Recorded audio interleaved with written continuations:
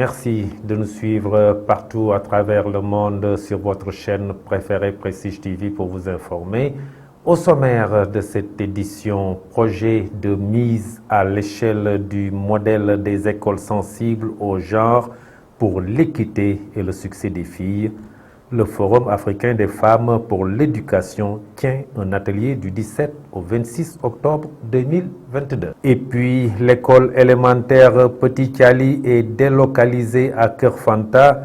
La mairie de Thiès-Nord a sollicité la collaboration. La page de l'actualité nationale avant celle de l'actualité internationale et la page des sports viendra boucler cette édition.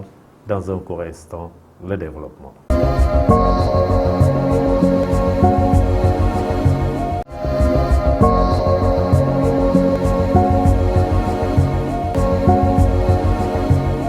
Mesdames, mademoiselles, messieurs, bonsoir et bienvenue dans ce journal que nous ouvrons avec le point Covid du jour. Le ministère de la Santé et de l'Action sociale a fait le point sur la situation virologique du jour. En ce mardi 18 octobre 2022, sur 292 tests réalisés, 6 nouveaux cas sont revenus positifs au coronavirus, dont 2 cas importés et 4 cas issus de la transmission communautaire. 15 patients ont été contrôlés négatifs et déclarés guéris. Aucun cas grave n'est pris en charge dans les services de réanimation des hôpitaux. Aucun cas de décès n'a été déclaré hier, lundi 17 octobre 2022. L'état de santé des autres patients reste stable. Et puis, le Forum africain des femmes pour l'éducation, le FAWE, tient actuellement un atelier de formation des enseignants tous sexes confondus et des élèves du 17 octobre au 26 octobre 2022. À cette occasion, le Forum a fait le lancement du projet de la mise à l'échelle du modèle des écoles sensibles au genre pour l'équité et le succès des filles. Nous suivons Ndeye Oumi Khairi Sek qui revient ici sur l'importance de ce projet. Elle est au micro de Moussa Mbaye et de Diary Kamara. Alors, nous nous réjouissons en tant qu'Académie de Thiès d'abriter le lancement de ce projet qui s'intitule « Mise à l'échelle du modèle des écoles sensibles au genre pour l'équité et le succès des filles », porté par FAWE, une organisation qui a une représentativité et qui a une certaine force dans le landerneau associatif sénégalais. FAWE, qui est une organisation, je dirais, de femmes modèles, de femmes qui œuvrent pour une égalité de genre dans les écoles et établissements. C'est un atelier qui regroupe 5 écoles et établissements de Thiès, 5 écoles et établissements de l'Académie de Pikine-Guédiawaye, composés de chefs d'établissement, de proviseurs, mais également d'enseignants, hommes et femmes. Juste pour dire que la cible déjà en dit long sur la compréhension du concept genre. Parce que d'aucuns pensent que quand on dit genre, cela renvoie à la fille. Mais quand on dit genre, c'est l'homme, mais aussi la femme. Parce que nous vivons ensemble dans cette société et nous entretenons des relations qui doivent être des relations fondées sur le respect des droits des uns et des autres. Parce que c'est le constat qui a montré que les filles, qui sont des femmes en devenir, sont parfois laissées en rade dans les écoles et établissements. Compte tenu de leur spécificité, on les oublie souvent dans l'environnement scolaire pour une prise en charge de la dimension fille. Je en prends pour preuve des toilettes qui sont sensibles à la GHM, qui ne courent pas les rues. On n'en voit pas beaucoup dans les écoles et établissements, alors que ça devrait être pris en compte dans le plan même de l'établissement, parce que la fille a une spécificité qu'il faut prendre en charge pour lui permettre un plein épanouissement dans l'espace scolaire. Des acteurs de l'éducation ont pris part à cet atelier où les filles sont des cibles pour leur maintien et leur succès à l'école. Madame Khadi Sow est secrétaire générale de l'inspection d'académie de Thiès. Elle exprime sa satisfaction pour le lancement de ce projet. Elle est au micro de Diary Camara Moussambay.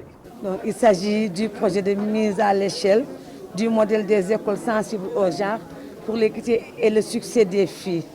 Ce projet est constitué d'un consortium de 3 partenaires, dont FAWE Sénégal, Kix l'Artes et Paul Guérin Lajoie. Ce projet a principalement 3 axes. Il y a une recherche sur les centres d'excellence qui ont déjà existé et que peut-être FAWE voudra encore redynamiser au Sénégal, menée par le laboratoire l'Artes. Il y a les renforcements de capacités menés par le FAWE, de même que l'installation des clubs tous mains dans les établissements. Et ce projet vise 10 établissements, dont 5 à l'Académie de Pikine-Guédiawaye et 5 au niveau de l'Académie de Thiès. Et aujourd'hui, nous sommes à notre première activité au niveau du Sénégal. Elle consiste à renforcer les capacités d'enseignants, d'enseignantes et d'élèves filles et garçons en pédagogie sensible au genre, au concept de centre d'excellence et en tous aimés. Le tous aimés, c'est un label FAWE qui permet d'installer le leadership, la confiance en soi et l'estime de soi chez la fille en général et peut-être plus largement chez le garçon. Donc voilà à quoi ce projet consiste. Il s'agit simplement d'amener les gens, la communauté éducative à intégrer le genre dans l'école et dans l'environnement scolaire pour le bénéfice des filles qui sont souvent laissées en rade. Et puis, je vous le disais tout de suite, dans le sommaire année scolaire 2022-2023, le concept Ubitei Diangtei n'a pas été respecté à l'école élémentaire Petit Thiali. Les eaux stagnantes de la saison des pluies ont empêché le déroulement normal des enseignements. L'école élémentaire Keur Fanta est venue au secours de cette école élémentaire Petit Thiali sur l'initiative du maire de la commune de Thiès Nord. Mbaye Ciss est le directeur de l'école élémentaire Keur Fanta. Il revient ici sur cette collaboration. Nous le suivons, il est au micro de Issa Daba Doudou Dieye. Nous avons abrité l'école Petit Thiali parce que tout le monde sait que c'est une école qui a été envahie par les eaux. D'abord, l'école est implantée là où il y a la nappe phréatique. En longueur d'année, donc, l'école est humide et toute vie est impossible là-bas. Bon, donc, c'est la raison pour laquelle la mairie de Thiès Nord nous a demandé quand même de venir, si possible, abriter des classes. Et d'autres classes aussi ont été abritées ailleurs. Alors donc, nous avons accepté quand même. Parce que nous sommes des enseignants, nous sommes des parents d'élèves et nous savons ce que l'éducation peut faire. Parce que ces enfants-là traînaient, depuis l'ouverture des classes, ces enfants traînaient. Bon, moi, cette année, nous avons construit aussi au niveau de Keur Fanta des classes et j'avais pris le préscolaire même, la garderie, pour l'amener avec nous, pour former un groupe scolaire. Mais dès l'instant que nous avons été sollicités par la mairie, j'étais obligé de le déloger le préscolaire pour l'amener initialement là où ils étaient. C'est la raison pour laquelle alors, nous avons demandé à la mairie, avec un partenariat, avec un protocole, pour abriter les élèves de Petit Thiali. Nous avons abrité 3 classes, CICP et CE1. Bon, aspect financier, c'est un peu dire, parce que nous avons signé un protocole pour leur dire que si éventuellement il y a des réparations à faire, il y a l'eau à payer, l'électricité à payer, et le nombre d'élèves a accru, n'est-ce pas? Donc, par rapport à ça, c'est seulement ce terme financier, parce que quand même, s'il s'agissait de louer des classes, on serait allé beaucoup plus loin. Mais compte tenu de la situation, et la mairie aussi vient vraiment nous a demandé que nous sommes des citoyens, nous sommes des Sénégalais, nous avons comme accepté d'abriter ces élèves. Et nous parlons de ces perturbations au quartier Madina Fall de Thiès. Les populations souffrent de la présence des eaux usées dans le quartier et de la stagnation des eaux de pluie depuis le début de l'hivernage qui touche actuellement à sa fin. Les branchements de l'ONAS sont indexés d'une part par les habitants de ce quartier. Nos reporters étaient sur les lieux. Ils ont recueilli les propos de quelques habitants. Nous les suivons. C'est au micro de Issa Dabar Toudidjei. Ce que nous vivons ici, c'est très compliqué. Cela fait déjà plus de 2 mois que c'est ainsi. Les eaux sortent des tuyaux et ce sont les tuyaux de l'ONAS. On a parlé avec eux, mais on n'a pas eu de réponse jusqu'à présent. C'est trop compliqué parce qu'il y a des gens qui se réveillent ici, des gens qui font leurs activités ici à Médina Fall, mais eux, ils ne se soucient pas de cela. Donc il va falloir qu'ils prennent en compte la population qui se réveille ici à Médina Fall. Vous voyez, le problème qui se pose, c'est ça. Ce sont les tuyaux qui dégagent de l'eau. C'est que l'ONAS est venu et nous a proposé de ne pas creuser des fosses. Et ils nous ont demandé de brancher carrément nos toilettes dans les tuyaux. Comme ça, ils vont carrément se charger de l'évacuation. Mais voilà, là où nous en sommes actuellement, c'est très compliqué. Le problème, c'est que tous ces eaux que vous voyez là rentrent encore dans les maisons. Et la mauvaise odeur abonde dans les maisons. C'est pas normal. Nous, ce que nous demandons, c'est qu'ils sachent que la situation est urgente et que nous ne pouvons pas attendre. Cela ne peut même pas attendre qu'ils viennent. C'est l'appel que nous lançons. On parle du coronavirus et on oublie que certaines maladies sont causées par la saleté. Et il y a des enfants qui se réveillent dans ce quartier et ça fait longtemps que la situation perdure. Depuis la période du Magal jusqu'à présent, nous sommes là. Lorsque nous les appelons, ils nous demandent d'attendre, ils nous disent de patienter un peu. Soit ils viennent, ils font un constat, ils regardent et ils repartent sans rien dire, sans rien faire. Alors nous lançons un appel à Biram Soleil qu'il nous aide. Franchement, c'est ce dont nous avons besoin. Nous voulons vraiment sortir de cette situation.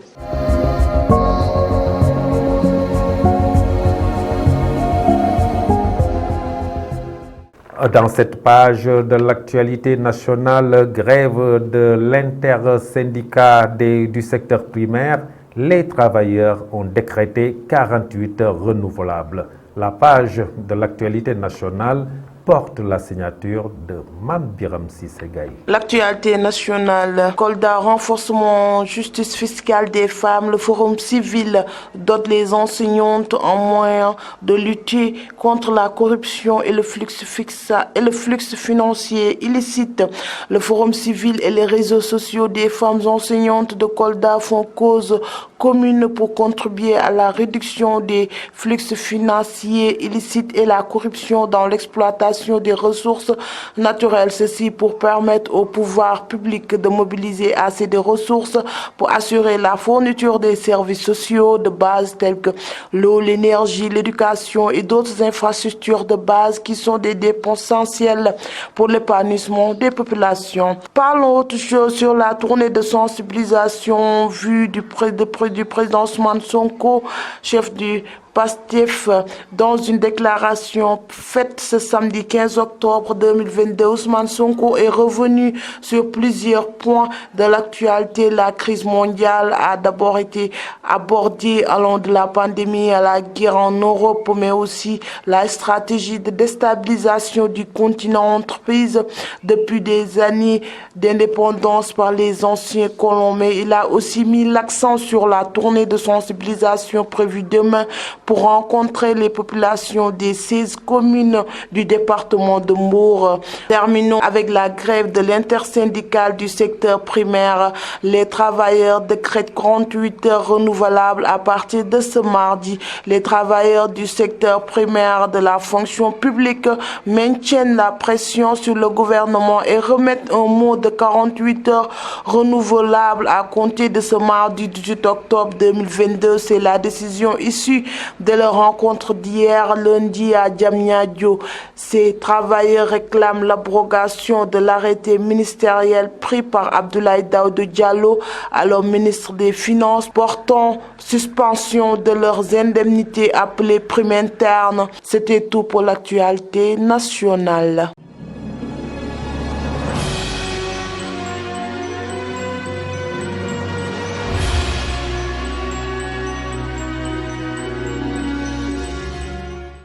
Et sur l'international en Côte d'Ivoire, élection présidentielle de 2025, Laurent Gbagbo est candidat.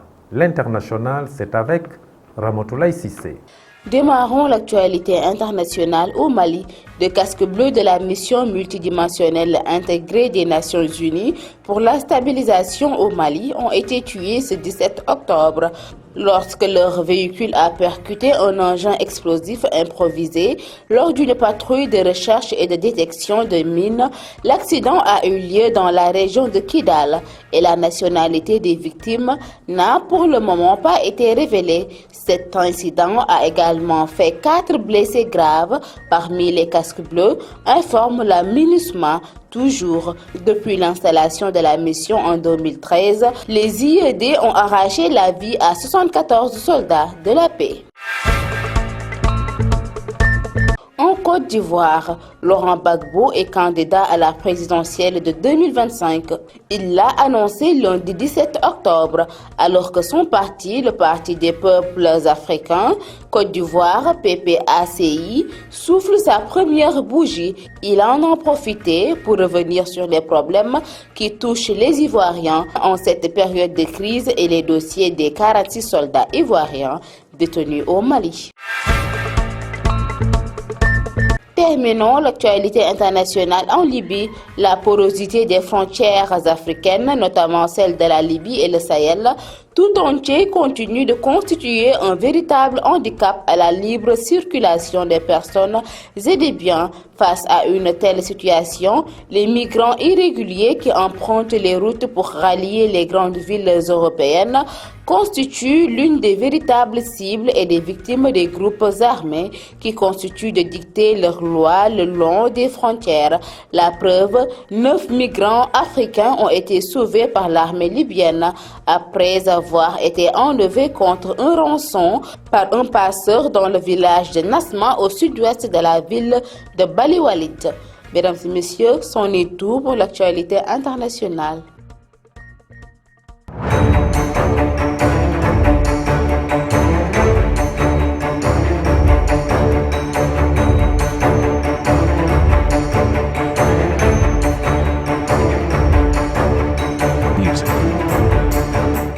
Et dans cette page de l'actualité sportive Ballon d'Or 2022, Sadio Mané est une satisfaction africaine. Il enlève la 2e place. Page de l'actualité sportive, c'est avec Adji Aramsek.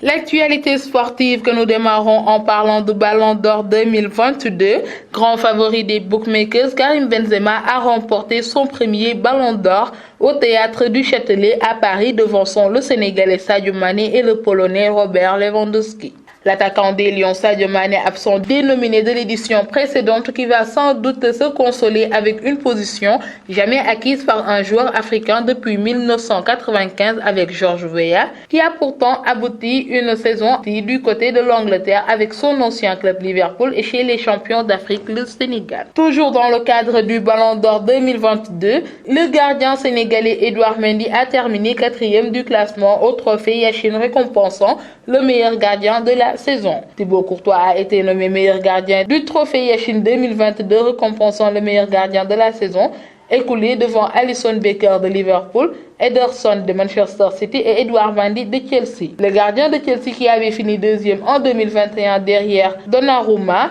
a sans doute payé la mauvaise saison de Chelsea l'année dernière. Même si Edou a été champion d'Afrique 2022 avec l'équipe nationale du Sénégal, sa performance au Cameroun a vraisemblablement été occultée par sa saison moyenne avec les Blues. Terminons cette page d'actualité sportive en parlant toujours du Ballon d'Or 2022. Sadio Mané a encore frappé le football européen, mais pas seulement sur la pelouse. L'attaquant sénégalais a remporté le premier prix du trophée Socrates, qui récompense les joueurs qui s'engagent dans les œuvres caritatives. Un plaisir d'aider selon Sadio Mané qui, je cite, « Je suis vraiment ravi d'être parmi vous ce soir. Je suis souvent très timide pour en parler, mais je suis toujours très content d'aider pour rendre meilleure des vies, donc merci », a déclaré Sadio Mané sur le podium de la 66e édition du Ballon d'Or France Football. Mesdames et messieurs, c'en est tout pour cette note sportive. Félicitations à Sadio Mané. Merci Adji Aramsek pour cette page sportive qui vient boucler cette édition du soir que j'ai eu l'honneur de vous présenter. Merci de l'avoir suivi. Passez une excellente fin de soirée. Au revoir.